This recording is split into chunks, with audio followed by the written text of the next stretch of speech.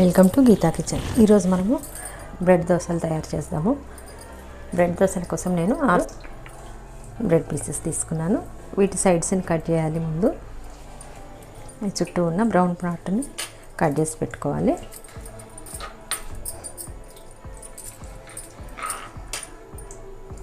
ఈ bread pieces అన్నిటివి ఇట్లా sides అన్నీ కట్ చేసి పెట్టుకుందాం. ముందు ఈ విధంగా కట్ చేసి పెట్టుకోవాలి అన్ని బ్రెడ్ పీసెస్వి. ఈ సైడ్స్ తీసేద్దాము. ఈ సైడ్స్ ఏం పడేయకుండా మనము బ్రెడ్ క్రమ్స్ లాగా యూజ్ చేసుకోవచ్చు. ఇప్పుడు వీటిని చిన్న ముక్కలుగా కట్ చేసుకుందాము.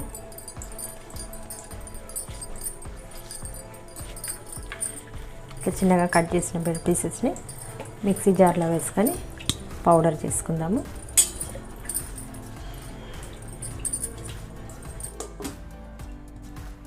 వీటిని పౌడర్ చేసి పెట్టుకుందాము.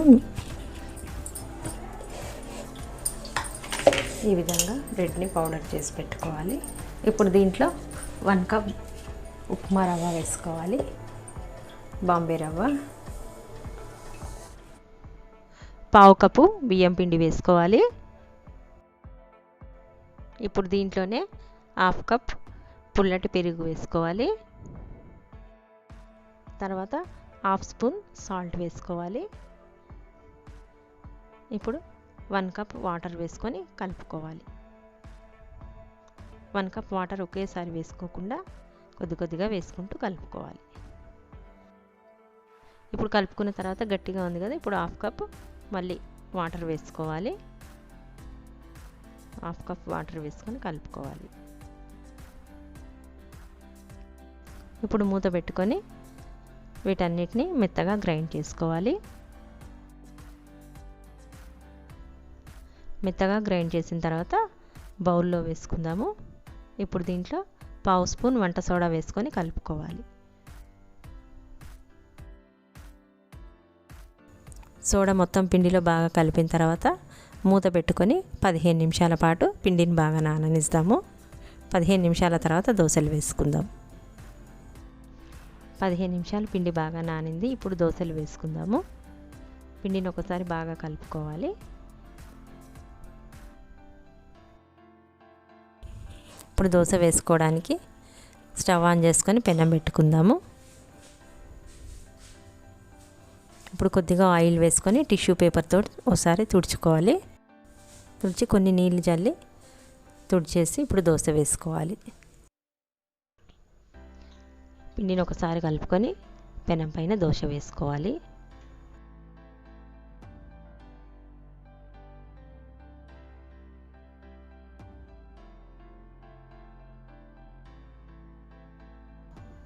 ఇప్పుడు పైన ఆరిన తర్వాత పిండి ఇప్పుడు కొద్దిగా ఆయిల్ వేసుకోవాలి. 1 స్పూన్ ఆయిల్ వేసుకొని స్ప్రెడ్ చేసుకోవాలి దోశ మొత్తము. ఈ విధంగా స్ప్రెడ్ చేసుకోవాలి. దోశ చక్కగా ఎర్రగా కాలింది. ఇప్పుడు దోశను తీసి ఒక ప్లేట్లో వేసుకుందాము.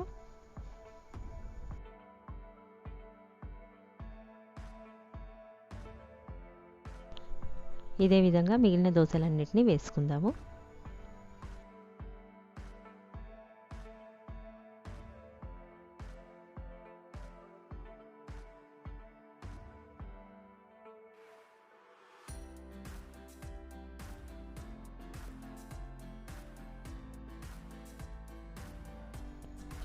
దోశలు వేయడం కంప్లీట్ అయింది. ఈ వీడియో మీకు నచ్చినట్టయితే లైక్ చేయండి, షేర్ చేయండి, కామెంట్ చేయండి. సబ్స్క్రైబ్ చేయని వాళ్ళు ఉంటే తప్పకుండా సబ్స్క్రైబ్ చేసుకోండి.